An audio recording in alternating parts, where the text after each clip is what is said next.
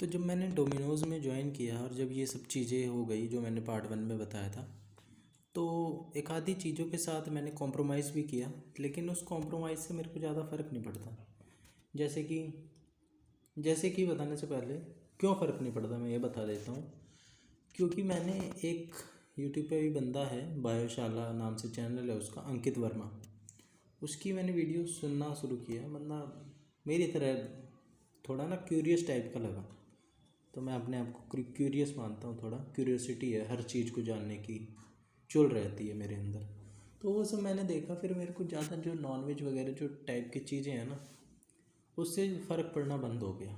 हालांकि मैं खाऊंगा नहीं कभी नॉनवेज, और ना मैं कहता हूँ कि ये जो डाइट पैटर्न है, ये जो डाइट है नॉनवेज वाला, ये ठीक भी नहीं है। अभी फ़िलहाल के लिए मैं नहीं मानता ठीक इसे। तो वही नॉनवेज वाली जो बात है, वहाँ पे डोमिनोज़ है, नॉनवेज पिज़्ज़ा भी है। तो जब मैंने कभी नॉनवेज वैसे टच तो नहीं किया, लेकिन वहाँ पे बहुत सारे बंदे, मैं वहाँ वहाँ पे लोग मेरे से कहते हैं कि भाई हम भी नहीं खाते लेकिन हम तो टच कर रहे हैं, यहाँ रहना है तो सब करना पड़ेगा। मैं भी नहीं खाती, मैं भी टच कर रही हूँ। वहाँ पे सब ऐसे ही कहते, तो सब मुझे भी कहते भाई टच तो करना पड़ेगा। हालांकि मैंने 2-3 दिन टच नहीं किया, लेकिन वहाँ पे जब मैंने 2-3 दिन बर्तन धोए उम्मीद है कोई जान पहचान का मेरी वीडियो ना देखे, लेकिन देख भी ले तो क्या फ़र्क पड़ता है। ये उनकी जो प्री कंसीव्ड नोशंस हैं, वो उसकी वजह से इस काम को छोटा समझ रहे हैं। ये भी काम ही है यार, बर्तन धोने में क्या दिक्कत है, साफ़ सुथरे बर्तन है। और झूठे भी दे धो दिए तो क्या दिक्कत है। लोग अपने आप को छोटा समझ लेते हैं कि हम बर्तन धोएंगे, वाह हमारे इतने बुरे दिन आ गए, ऐसे सोचते हैं लोग। हम बर्तन धोएंगे, हम पोछा लगाएंगे, हम टॉयलेट साफ़ करेंगे। वहाँ पे ये चीज़ तो चलो अच्छी है मल्टीनेशनल कंपनी में, कि किसी काम को छोटा बड़ा नहीं मानते, सब काम इक्वली है उनके लिए। पता नहीं है या नहीं है, लेकिन वो ट्रीट तो उसी तरीके से करते हैं। हालांकि ये अनस्किल्ड काम है, इसलिए ऐसे इससे ट्रीट करते होंगे। इसे करने के लिए कुछ पढ़ाई लिखाई करने की तो ज़रूरत है नहीं, बंदा बस फिजिकल पावर चाहिए, लेबर है, क्योंकि ये लेबर काम के लिए कुछ ना स्किल चाहिए ना कुछ चाहिए। तो वही है, ये सब जब चीज़ें हो रही थी, मैंने नॉन वेज सेक्शन वाले बर्तन भी धोए थे, लेकिन बर्तन भी वहाँ पे बड़े अच्छे तरीके से धुले जाते थे। यहाँ पे मैं थोड़ा सा इसको फैंटेसाइज कर रहा हूँ या थोड़ा सा साफ़ सुथरा करके बता रहा हूँ, लेकिन काम तो काम होता है। अच्छे से केमिकल केमिकल में बर्तन वहाँ पे धोए जाते हैं, और बाकायदा बढ़िया बर्तन। ये भी नहीं कि वहीं उल्टे सीधे बर्तन, प्रॉपर चिकने चिकने से नए नए से बर्तन, जो अलग अलग ढाल के बर्तन हुआ करते हैं, वो धोए मैंने। तो एक दिन जब मैंने बर्तन धोया ना, और जब मैं घर पे आया, रात हो गई थी, ठंड सी लग रही थी। भाई साहब मेरे को बुखार हो गया बड़ा तगड़ा बड़ा तगड़ा बुखार हो गया। बुखार भी हो गया, और ठंड इतनी तगड़ी लग रही थी उस दिन मुझे। उस दिन मैं चुपचाप आया। उस दिन कुछ और ही था, मैंने कुछ सोचा नहीं, मैं आया, घर पे भी किसी को नहीं पता चला। और वहाँ पे एक दीदी थी, मैम थी, क्या कुछ भी कह लो, रूपा नाम की, रूपम, उनको सब रूपा रूपा बोलते थे। वो मेरे को, वैसे तो वहाँ पे मेरे को सारे सपोर्ट करते थे, वो मेरे को बड़ा सपोर्ट करती थी। उन्होंने फटाफट फटाफट उस दिन बर्तन वगैरह आधे निपटा निपटू के मेरा काम आधा करके दे दिया। और वो मेरे को सपोर्ट करती थी, ज़्यादा मत पड़ चक्कर में, ऐਵੇਂ ही कर दे, सब हो जाएगा, कोई टेंशन की बात नहीं है। अब वहाँ पे मैं हूँ, तो मेरे को खाली तो मैं खड़ा रह नहीं सकता हूँ, क्योंकि और भी लोग देख रहे हैं, मैनेजर भी है।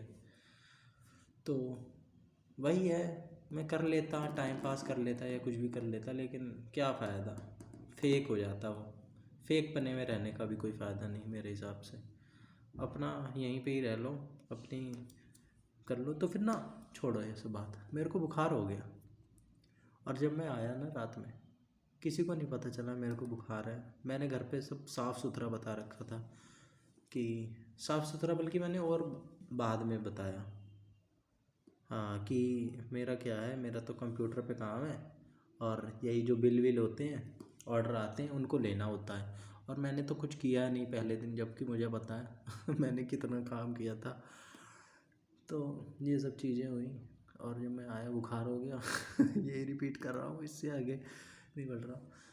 तो जब आया ना यार, मैं वहाँ से बड़े बुरी तरीके से आया, रश में। रात हो गई थी, सब कुछ सुना सुन। यहाँ पे आया, मैंने मामा का रास्ते में फ़ोन आ गया था, तो ये सब करते हुए आया। जल्दी जल्दी में आया, तो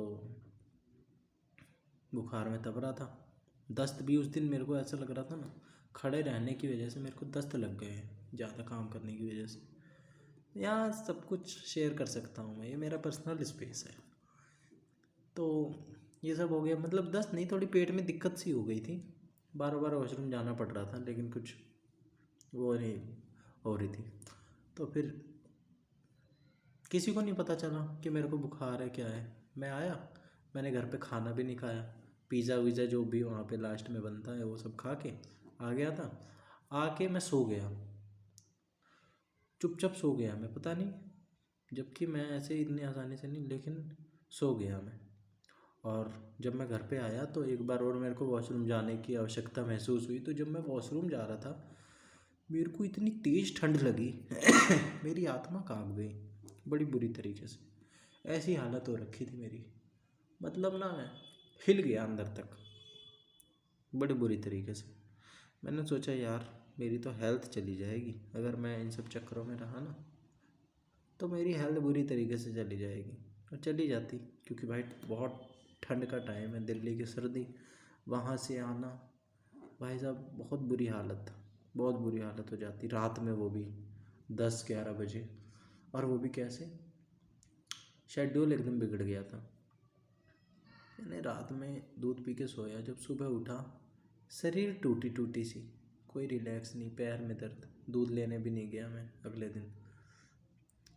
मैंने सोचा यार लीव के लिए अप्लाई करो, लीव का सोचा तो कहा, मैंने वहाँ पे पूछा, फिर जहाँ तक मुझे उम्मीद ही थी, जितनी मेरे को नॉलेज थी, कि लीव वगैरह आसानी से नहीं मिलती है, और लीव पहले अप्रूव होती है, फलाना होता है, ढिकाना होता है, सब कुछ लफड़े होते हैं। उस दिन मैंने बहुत विचार मंथन किया, क्योंकि भाई बहुत फ़ोन ऑन करे थे। हालांकि मैं डेस्परेट नहीं था, ये तो मैं एक्सपीरियंस और एक्सपेरिमेंट ही कर रहा था, लेकिन फिर भी जैसे तैसे करके मेरे हाथ में ये एक जॉब आई थी। इंटर्नशिप चाह सोच रहा था मैं, लेकिन मेरे हाथ में बाकायदा पूरी जॉब आ गई थी 17-18 हज़ार की। तो ये सब हुआ, तो मैंने बहुत सोचा। फिर मैंने जो शिफ्ट मैनेजर था वहाँ का, सुशील कुमार, वो बढ़िया बंदा, सारे ही बढ़िया थे अपनी जगह, लेकिन ये बढ़िया बढ़िया लोगों में इनकी काउंटिंग होगी। सुशील कुमार और रूपम, एक आधे थे जो थोड़े से प्रैक्टिकल थे, उन्हें किसी से मतलब नहीं, वो ऐसे ही हो गए थे। एक बंदा था जय, हाँ जय नाम था उसका, और एक लड़की और थी, वो भी क्या नाम था उसका, मनीषा, हाँ, वो 19 साल की थी और बीकॉम कर रही थी। वो भी सपोर्टिव, मज़े भी लिए जा रहे थे वहाँ पे। उसने पहले दिन मेरे को हाथ पकड़ के स्लैब लगाना सिखाया, फिर लोग मज़े भी ले रहे थे, जय मज़े ले रहा था, कह रहा था कि जब नए लोग आते हैं तो पुराने लोगों को भूल जाते हैं, इस तरह के मज़े। तो खैर, मैं उस वक्त उस सिचुएशन में था ना, या उस माहौल में था, या मेरे साथ ऐसी ऐसी चीज़ें हो रही थी ना वहाँ पे, या जिस वजह से मैं वहाँ पे था, मैं वहाँ पे इन सब चक्करों में पढ़ने को तो पड़ जाता, लेकिन मेरा ध्यान ही नहीं किया, मेरा इंटरेस्ट ही नहीं जागा कि यार नहीं, कि भाई ये मनीषा नाम की लड़की है, इंटरेस्टिंग है, इस पर ट्राई मार, ठीक है। और ये सब मेरा दिमाग नहीं गया, जबकि मैं करता तो मेरे को जहाँ तक उम्मीद है टाइम पास हो जाता बड़े अच्छे से, क्योंकि ऐसी भी कोई बात नहीं थी। तो उस दिन मैंने, जब मेरी शरीर टूट रही थी, एक तो 12 तारीख से मेरी ज्वाइनिंग थी। थोड़ा और बैक में जाना चाहूँगा मैं। 12 तारीख से मेरी ज्वाइनिंग थी, सब कुछ हो गया था, तो उन्होंने 12 तारीख से शुरू कर दिया था मेरा। तो क्या कहते हैं, यहाँ पे जाना था बहन के साथ, मथुरा वृंदावन, जीजा के साथ, और पापा के साथ भी प्लान बन रहा था गांव वगैरह जाने का, उनकी कुछ रामायण थी, हरदोई वगैरह का बन रहा था। तो मैंने इस चक्कर में पोस्टपोन कर दिया कि मैं मंडे से ज्वाइन करूँगा। तो मंडे भी नहीं ज्वाइन किया, क्योंकि मंडे मैंने फिर फ़ोन करके पूछा, भाई नाम शो हो रहा है? मंडे उन्होंने शाम तक बताया कि हाँ नाम शो हो रहा है। फिर मैं ट्यूसडे से गया था, यानी कि 17 तारीख से गया था मैं, 17 तारीख से, हाँ 17 तारीख या 18 तारीख से मैं गया था। तो जब मैं गया था मतलब ट्यूसडे का दिन था दिसंबर में, देख लेना 17-18 के आसपास जो भी ट्यूसडे हो। तो ये सब हुआ, ट्यूसडे को मैंने एक्सपीरियंस लिया, वेडनेसडे को मेरे साथ ये सब हुआ होगा। हाँ वेडनेसडे को मेरे साथ ये सब हो गया, मेरी बुरी हालत हो गई। सुशील कुमार को फ़ोन किया, उस बंदे ने फ़ोन नहीं उठाया, अच्छा हुआ नहीं उठाया, जो होता है अच्छे के लिए होता है। फिर मैंने विपुल को फ़ोन मिलाया, विपुल बिज़ी था, पूछने के लिए, एडवाइस लेने के लिए कि यार क्या करना चाहिए। उसको शॉर्ट में बताता और एडवाइस लेके आगे बढ़ जाता। हालांकि फाइनल डिसीजन तो अपना ही होता है और किसी को कोई उतनी अच्छे से नहीं बता सकता जितना हम डिसाइड करके, एनालाइज करके चीज़ों को फैसला ले सकते हैं। लेकिन फिर भी एक सेटिस्फेक्शन के लिए किसी से मैं पूछ लेता हूँ जो मेरा क्लोज़ हो। उस वक्त मैंने विपुल को कुछ नहीं बताया था, बाद में मैंने उसको सब कुछ बताया जब मैं डिसीजन ले चुका था। तो फिर मैंने प्राइम मिनिस्टर इंटर्नशिप स्कीम में फ़ोन लगाया, ठीक है, हेल्पलाइन में। उन्होंने कहा नहीं भाई, हम कंपनी से रिलेटेड कोई भी चीज़ नहीं जानते हैं, जो कंपनी कराएगी वही करना है। फिर मैंने जो डोमिनोज़ के, एक बार मेरे पास हेड ऑफिस से बता रही थी नूर नाम की, फ़ोन आया था, उसको फ़ोन मिलाया। उन्होंने कहा नहीं ऐसा ऐसा तो नहीं है, मैं HR को लाइन पे लेती हूँ। उसने HR को यानी शादाब को लाइन पे लिया, सब कुछ बातें हुई, मैं अपने डाउट क्लियर कर रहा था कि, तो काफ़ी लंबी, मतलब लंबी क्या, मैं अपने सारे डाउट क्लियर कर रहा था क्योंकि किसी ने कुछ तो बताया नहीं था। तो मैंने कहा भाई ऐसे ऐसे बर्तन धोने का काम देते हैं और 2-2 घंटे, मैंने ऐसे थोड़ा सा एग्जरेट करके बता दिया कि मेरा तो ऑपरेशंस में था, मेरे को इन सब चीज़ों का कुछ काम क्या करना है, इन सब चीज़ों की कोई जानकारी नहीं दी गई थी। तो उसने मेरे से एक बात बोली कि आप छोड़ दो अगर आपको इतनी प्रॉब्लम हो रही है। और उसने लाइन पे लिया था नूर ने, तो उसने उसको ऐसे बोला कि यार देख रहे हो आप ये कैसे बात कर रहा है और ये है वो है, इतनी प्रॉब्लम है तो आप छोड़ दो जॉब। और उसने अपने सिस्टम वगैरह में देखी होगी मेरी इन्फॉर्मेशन। उस कीर्ति वर्मा ने, जो स्टोर मैनेजर थी, उसने मेरी पहले ही दिन इस चीज़ की वो इन्फॉर्मेशन डाल दी थी, जो भी उनकी गाइडलाइन होती होगी, कि मैंने शेव नहीं किया। अब भाई मुझे क्या पता पहले दिन शेव करके जाना होता है। हालांकि मैं इस चीज़ के लिए भी कॉम्प्रोमाइज़ करके ही गया था, भाई मैं क्यों शेव करूं, मैं उस तरह का काम ही नहीं करूंगा जहाँ पे शेव करने की ज़रूरत है। लेकिन फिर भी मैं शेव करके अगले दिन चला गया था। लेकिन पहले दिन मुझे क्या पता भाई यहाँ पे शेव करके जाना है। उसने उस चीज़ की कंप्लेंट डाल दी होगी या जो भी है, उसने जो गेटअप वगैरह अपडेट करना रहता होगा वो अपडेट करा होगा। उस बंदे ने कहा कि आपने पहले दिन शेव भी नहीं करा था। मैंने कहा अच्छा भाई, सब कुछ ही। मैंने कहा पहले दिन मुझे कैसे पता होगा।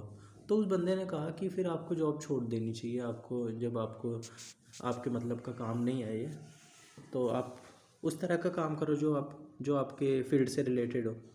मैंने कहा सही बात है, आप ज़ोर ज़बरदस्ती भी नहीं कर रहे हो। फिर सारी बात होके फ़ोन काट दिया, फ़ोन कट गया। और जो नूर थी उससे भी मैंने कहा ठीक है मैम, आपने बात करवा दी, थैंक यू।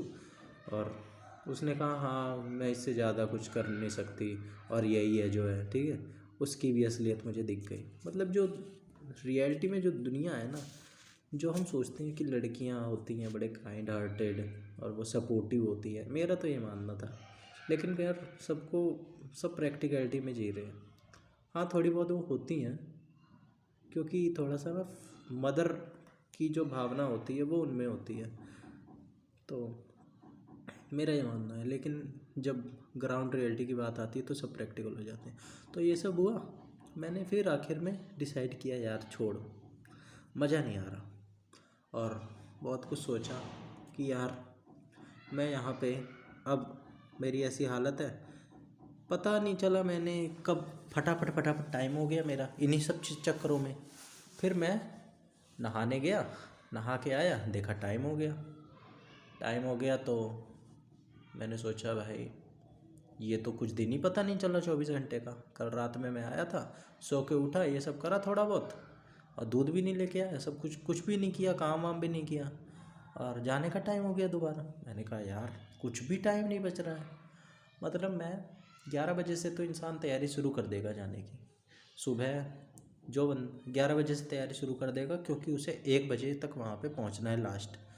तो 11 बजे से नहा धो के 12 बजे तक इंसान रेडी हो जाएगा, खा पी के सब कुछ 1 घंटे में वो करके, खा पी के नहा धो के तैयार व्यार होके सब कुछ करके लास्ट वो 12 बजे तक तैयार उसे होना पड़ेगा, क्योंकि उसे 1 बजे पहुंचना है। 1 बजे पहुंचते ही उसे काम में लग जाना है, बिना उसे एक भी बार फ़ोन चेक करे, क्योंकि फ़ोन चेक नहीं कर सकते, बैठ नहीं सकते, क्योंकि कैमरे लगे हैं, बैठ नहीं सकते, कुछ ना कुछ करना पड़ेगा।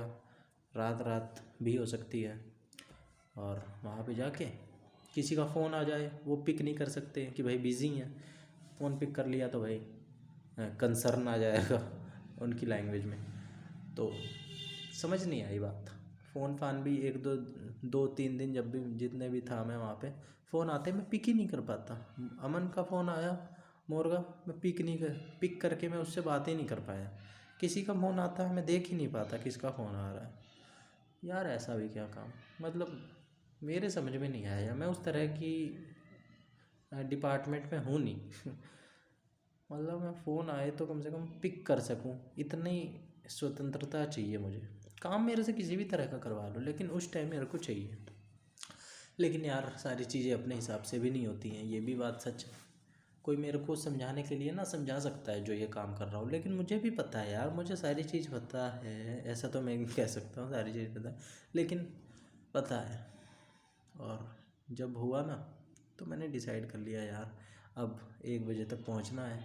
फिर मैंने डिसाइड करके उस दिन डिसाइड करके ही जब सारी चीज़ें एनालाइज करी कि यार अब शरीर वैसे ही हालत ख़राब हुई पड़ी है और वहाँ पे जाना है, फिर 10 बज जाएंगे आते आते, फिर ऐसी हालत हो जाएगी। सब कहते हैं कि तुझे आदत नहीं है, आदत हो जाएगी, लेकिन यार टाइम भी तो नहीं है।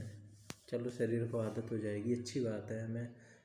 मैं वो फेज़ भी देख लूँगा, मैं देखना चाहता था, मैं एक्सपीरियंस ऐड करना चाहता था लाइफ में कि भाई देखो मैंने 1 महीने वो काम भी किया है, 2 महीने वो, 1 महीने तो मैं कम से कम करने की सोच ही रहा था। जब वर्स्ट केस सिनेरियो हुआ ना, तब मैं 1 महीने सोच रहा था कि 1 महीने की सैलरी लेके निकल जाऊँगा। लेकिन यार जब एकदम ये सब हो गया ना, तब ये तबीयत ख़राब हो गई और टाइम की शॉर्टेज होने लगी। मैंने कहा नहीं यार 1 महीने तो फिर नहीं हो पाएगा, अभी 2 3 ही दिन हुए हैं, अभी छोड़ दें, अभी बैक हो जा। तूने एक्सपीरियंस समझ ले, एक्सपीरियंस ले लिया। फिर मैंने डिसाइड करके गया उस दिन। इसका शायद एक और पार्ट बने, मैं ज़्यादा एक्सपेंड करके बता रहा हूँ। तो उस दिन ना डीटीओ में अच्छे दिन छोड़ा, मतलब मैंने वो क्या कहते हैं, वो डिग्रियां बढ़ रही थी, कॉन्वोकेशन था। तो उस दिन एलजी लेफ्टिनेंट गवर्नर और आतिशी वगैरह आए थे। तो जब मैंने डिसाइड किया था कि आज छोड़ने जा रहा हूँ, आज सबसे मिलने जा रहा हूँ, और सही है उस दिन चला गया। तो साइकिल से गया मैं। एक दिन पहले सुशील बंदे ने आइडिया दे दिया था साइकिल से आ जाया कर, मैंने कहा सही है। तो साइकिल से मैं गया, तो लेफ्टिनेंट गवर्नर का काफ़िला वगैरह देखा, वहाँ से सेक्टर 18 से होते हुए जा रहा था, मज़ेदार। तो वो सब देख के मैं वहाँ पे पहुँचा। इसका पार्ट आगे बनाऊँगा मैं, मतलब ये थोड़ा सा लास्ट फेज़ आ गया है, ये अपलोड करके इसका एक और पार्ट बनाऊँगा। तो मिलते हैं अगले पार्ट में।